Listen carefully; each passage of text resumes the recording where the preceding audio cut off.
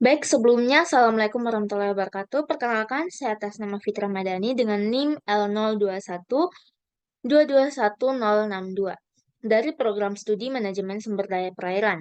Nah, di sini saya mengangkat kasus mengenai Teluk Jakarta yang tercemar oleh parasetamol. Baik, langsung saja.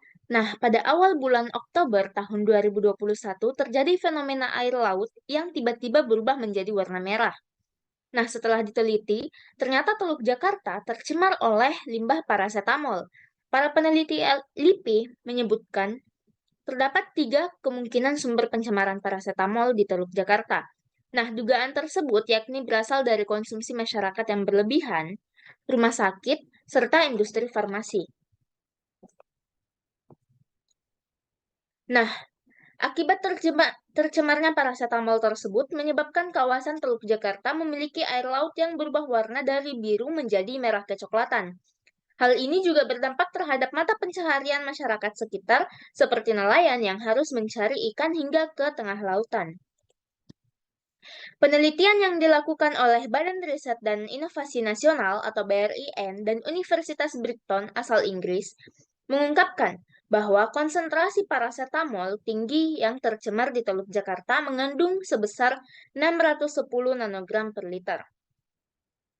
Nah, akibat pencemaran tersebut, nelayan dan warga sekitar menemukan banyak bangkai ikan dan rajungan yang terdampar di pinggir perairan. Hal tersebut merujuk pada Peraturan Pemerintah Nomor 22 Tahun 2021 tentang penyelenggaraan perlindungan dan pengelolaan lingkungan hidup. Nah, dalam peraturan pemerintah itu menyebutkan bahwa ada 38 parameter yang merupakan indikator dari pencemaran lingkungan. Nah, karena hal tersebut, pihak Pemprov DKI Jakarta rutin meneliti kualitas air laut ibu kota setiap 6 bulan sekali sesuai perintah perundangan. Nah, kejadian ini juga merujuk pada Peraturan Pemerintah Republik Indonesia Nomor 19 Tahun 1999 tentang pengendalian pencemaran dan atau perusakan laut. Nah, mengenai penyebabnya, terkait sumber limbah tersebut, banyak dugaan yang bisa menjadi penyebab tercemarnya Teluk Jakarta.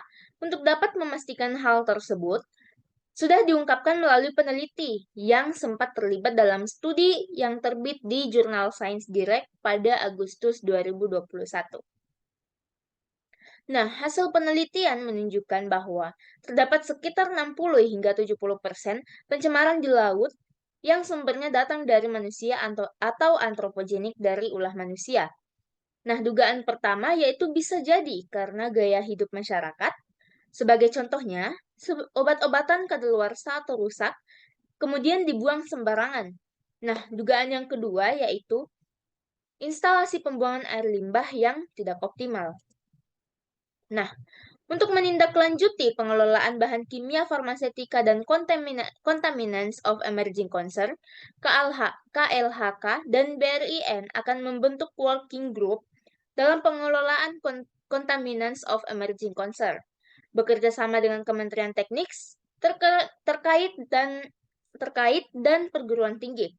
KLHK juga bekerja sama dengan Kementerian Kesehatan untuk sosialisasi kepada masyarakat tentang penggunaan obat-obatan yang baik, terutama obat yang tersedia di bebas pasaran.